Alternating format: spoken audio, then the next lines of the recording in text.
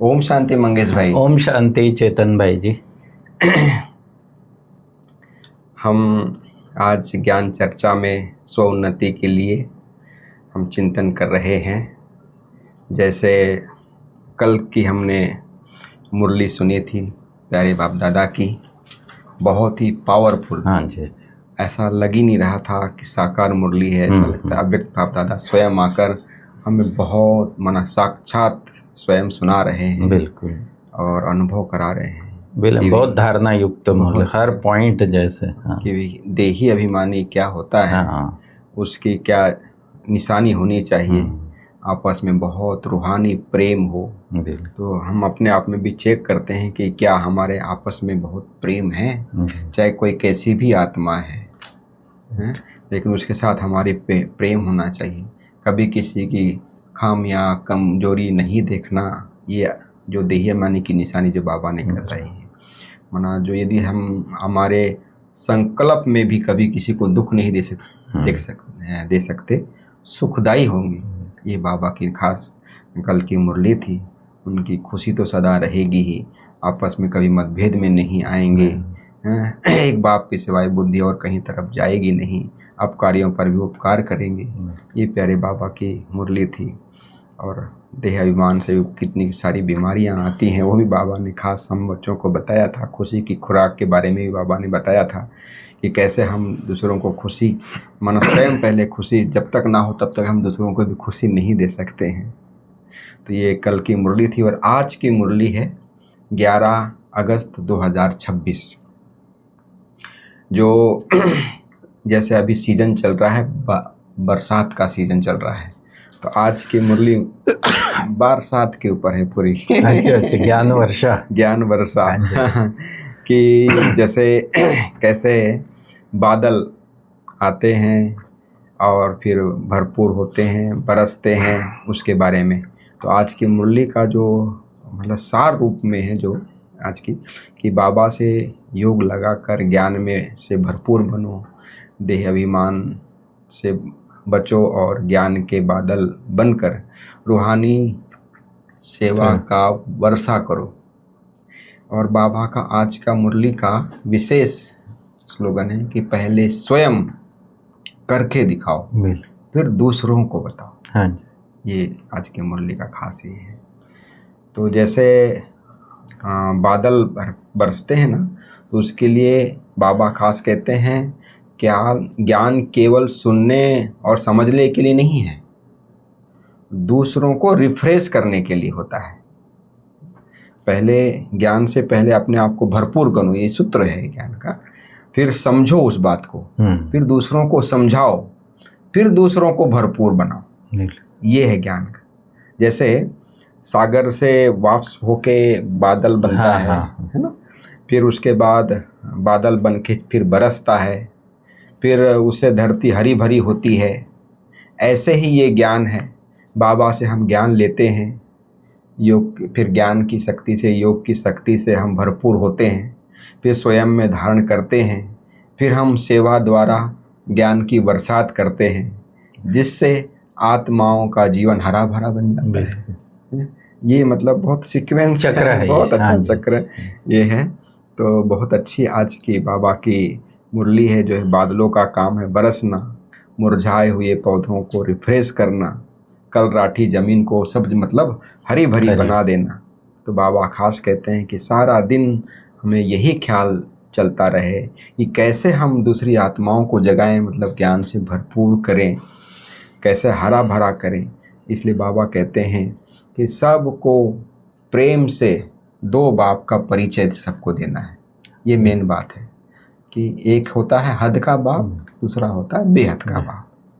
दुनिया में भले कहते हैं कि एक बाप का बच्चा है तो आके दिखाओ इधर, लेकिन नहीं, हम हमारे आत्मा के पिता को भी नहीं भूलना है। शरीर का पिता अलग है हर एक का, लेकिन आत्मा का पिता सबका एक है।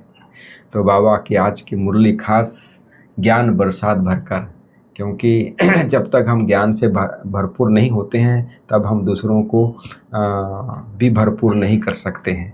तो सबसे जो बड़ा विघन यदि हमारे पे आता है, जिस कारण से हम ज्ञान की बरसात नहीं कर सकते हैं, तो देह अभिमान का बीमारी बॉडी का वो नशा चढ़ जाता है, देह अभिमान का, जो बादलों को भी उड़ा देता है।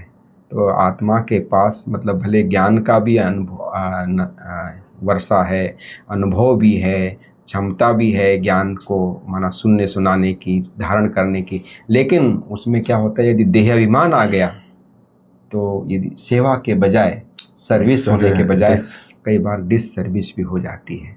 इसलिए देह का जो अभिमान आ जाता है उसमें ये रहता है कि मैंने किया, मैं जानता हूँ, मैं बड़ा हूँ, मैं पुराना हूँ, मैं सीनियर हूँ, मुझे सब पता है, आप क्या जानते हो, ये सब बातें आ जाती हैं।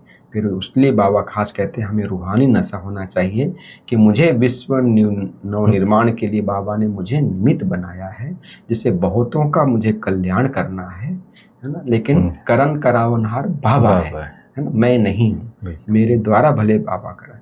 इसलिए ज्ञान का जो घमंड हो जाता है ना, जिसको राहु का ग्रहण कहा जाता है ना, जिससे कई बार ज्ञान को हम धारण करते हैं तो अच्छी अवस्था भी बनती है, फिर ज्ञान का अहंकार आ जाता है, फिर देह अभिमान आ जाता है, फिर डिसर्विस हो जाती है, फिर गिरावट हो जाती है, ये सब बातें आ जाती है। इसलिए ज्ञान के साथ साथ आज बाप दादा की मुरली में खास कहते हैं बाबा कि नम्रता भी हमारे उतनी ही बढ़ती रहनी चाहिए हमारे। बिल्कुल बिल्कुल। जैसे बाबा के लिए, साकार बाबा, ब्रह्मा बाबा के लिए कहा जाता है कि वो सदा लिखते थे आई एम ओबीडियंट सर्वेंट, मैं धोबी हूँ, तुम्हारा सेवाधारी हूँ, विश्व का सेवाधारी। ये तो फैक्ट है कि जितना जीवन में धारणा होगी ज्ञान की, उतना निर्माण चित्त बनता जाएगा। हम भी माना जितने भी बड़े एकदम रॉयल लोग हम देखते हैं यहाँ पर, उनमें जितने वो बहुत बड़े हैं हर प्रकार से ज्ञान से, और उतनी उनमें नम्रता, निर्माणता हम देखने में। दुनिया में एक कहावत है कि जो लदा हुआ फलों से लदा हुआ पेड़ होता है ना, वो झुकता है ऐसे। नहीं तो ये भी कहावत है कि अधजल गगरी छलकत जाए, आधा अधूरा ज्ञान रहता है, वो ज्यादा छलकता है। तो बाबा खास कहता है भले ज्ञान हमारे में बढ़ रहा है, लेकिन नम्रता हमारे में यदि घट रही है, यदि सहयोग हमारे से कोई घट रहा है, किसी को हम सम्मान देने में हमारी थोड़ा कमी आ रही है, तो समझ लेना चाहिए कि ये देह अभिमान का नशा है, रूहानी नशा नहीं है। सेवा में कई बार रुकावट आ जाती है इससे। तो ज्ञान का नशा नहीं, देह अभिमान का भी नशा नहीं, हमारे रूहानी नशा सदा हमारे में चढ़ा रहे हैं, तब बाबा की हम प्रत्यक्षता कर पाएंगे। तो ऐसे ही योग से भी संबंधित बाबा ने आज खास बताया है कि हमारी बुद्धि का योग, बुद्धि योग एक से होना चाहिए, और पुरानी दुनिया से बुद्धि से योग तोड़ना है, दुनिया से नहीं, बुद्धि से, ताकि हम एक को याद कर सके, जिसके लिए बाबा ने खास महामंत्र दिया है, मन मना भो मध्याजी भो का आज की मुरली में।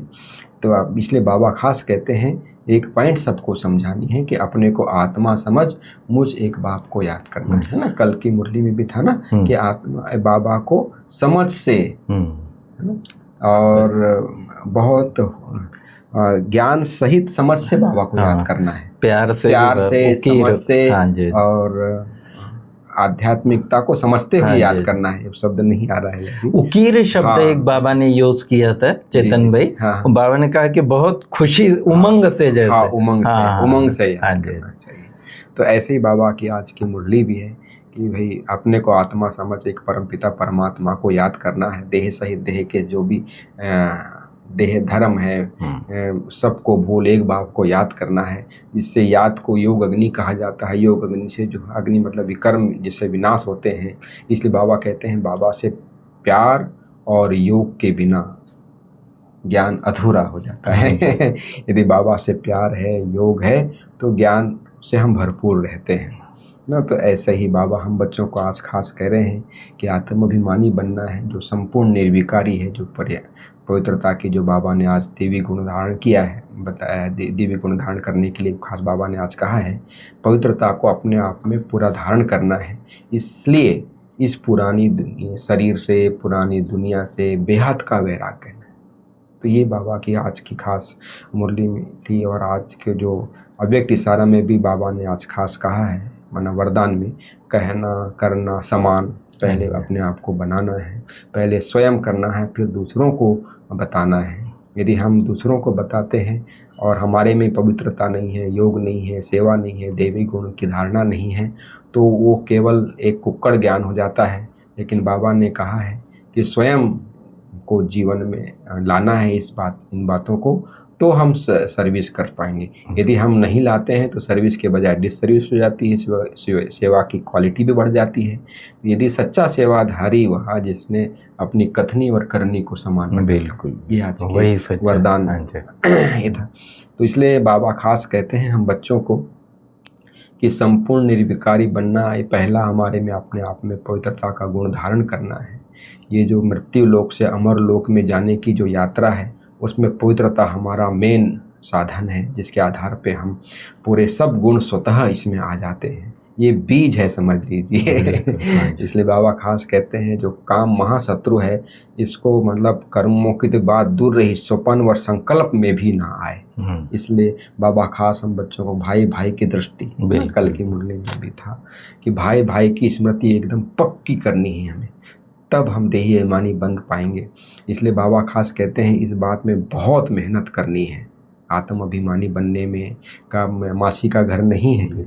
आज की मुरली खास इस बात में है कि भाई बहुत मेहनत है इसमें यदि ये अवस्था पक्की करनी है, तो जब पक्की होगी, जब अपने आप में निश्चय होगा कि हमको जो पढ़ाने वाला है परमपिता परमात्मा है, शिव है, तो ये बात हम जैसे हम मुरली भी सुनते हैं तो वो बार बार ये अभ्यास में करता हूँ कि कौन सुना रहा है। बिल्कुल ना, मैं कौन सुन रही हूँ, मैं आत्मा, और मुझे सुनाने वाला कौन है। तो इससे बहुत अच्छा नशा भी चढ़ता है और खुशी भी होती है। तो बाबा दादा ने आज खास कहा कि भाई ये एक परिवार है, ब्रदर्स है ना, आपस में हम लोग भाई भाई हैं। तो जैसे दादा है, बाप है, और फिर सब हम भाई हैं, तो ये एक फैमिली है। तो इसलिए ब्रह्मा कुमारी इस परिवार कहते हैं। तो ऐसे ही है। तो सर्विस का सबूत भी देना है हम बच्चों को। और बाबा ने खास कहा है जो सर्विसेबल बच्चे होते हैं वो कभी आराम से नहीं सोने का नहीं रहता है उनको, यानी आराम से सोए पड़े हैं, आराम से जी रहे नहीं। सर्विसेबल ये है जो महारथी होते हैं, वो कभी सुख से नहीं सोते हैं। बिल्कुल, उनको आराम हराम है। बिल्कुल, नींद में भी सेवा चलती रहती है ना। दुनिया में भी कहते हैं ना कि जब तक ये हमारा कार्य ना हो जाए, जब तक हम इस दुनिया में सतयुग की दुनिया की स्थापना ना कर दे, जब तक भारत को सोने की चिड़िया ना बना दे, जब तक हम एक धर्म, एक भाषा, एक कुल, एक मत स्थापन कर दें, जब तक परमात्मा की प्रत्यक्षता ना कर दे, हम आराम से चैन से नहीं सोएंगे, आराम से खाएंगे। ये भी एक अपने आप में यदि दृढ़ता रहती है तो बहुत कुछ परिवर्तन आता है हमारे में भी और दूसरों में भी। तो ये खास आज की मुख्य बातें थी आज की मुरली की। हाँ जी, हाँ जी। और वरदान बहुत सुंदर है कि जो फैक्ट है, माना कर्मों में जिसका प्रभाव दूसरे पर पड़ता है, कि बाबा ने कहा कहना और करना जी, इन दोनों को समान बनाकर क्वालिटी की सेवा करने वाले सच्चे सेवाधारी भव। क्वालिटी की सेवा तभी होगी जब नहीं तो फिर क्योंकि जो अंदर होगा ना, वो व्यक्ति अगर बोलेगा तो उसका प्रभाव पड़ता है। अगर अंदर नहीं है और फिर हम ऐसे ही इसलिए यहाँ का स्लोगन ही है स्व परिवर्तन। हाँ परिवर्तन। बिल्कुल। जब तक तो बाबा ने कहा कहना सहज है लेकिन करने में मेहनत है, और जो करता है उसका लोगों पर प्रभाव बहुत अच्छा पड़ता है। इसलिए बाबा कहते हैं कहना और करना समान बना। और फिर स्लोगन बड़ा सुंदर है कि अनेकता में एकता लाना जी, अनेकता में एकता लाना या बिगड़ी को बनाना। किसी की ऐसी प्रॉब्लम है या मन की समस्या है तो उनको मदद करना, बिगड़ी को बनाना, ये है बाबा कहते हैं सबसे बड़ी विशेषता है ये। और जो स्लोगन चल रहा है अव्यक्त इशारे में कि अपवित्रता के बीज को समाप्त कर संपूर्ण स्वच्छ बनो। ओम शांति।